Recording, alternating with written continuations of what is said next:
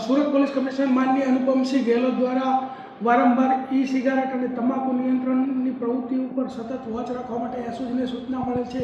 તે અંતર્ગત 10/6/2025ના રોજ ભૂલકા ભવન સ્કૂલ જે છે અડાજણની એની સામેના ભાગમાં મહાન ટેરેસ કોમ્પ્લેક્સ ફ્લેટ નંબર 904ની અંદર એક એવી માહિતી મળી કે ત્યાં ઈ સિગારેટનો મસ્ત મોટો જથ્થો ત્યાં પડેલ છે. તો તે એસઓજીની ટીમે રેડ કરતા ત્યાંથી 1 કરોડ અને 7 લાખના મુદ્દામાલ જેટલી ઈ સિગરેટ મળે છે. જે ઈ સિગરેટ વેપોરેઝો, ઝીરો, કેલિબ્રિયમ, ઉવેલ અલગ અલગ કંપનીઓની છે અને 2 આરોપીઓ મંથન શાહ અને જનક પટેલ આ બંનેને અટક કરેલ છે. મંથન શાહનો અગાઉ પણ 16 લાખનો ઈ સિગરેટનો કેસ એસઓજી દ્વારા ભૂતકાળમાં પણ કરવામાં આવેલ છે. તેમજ જનક પટેલ જે છે એને મંથન શાહે જ 1.5 વર્ષ પહેલાં દિલ્હીથી આ માલ લાવી અને જનક પટેલને પણ વેચાણ માટે આપેલો હતો.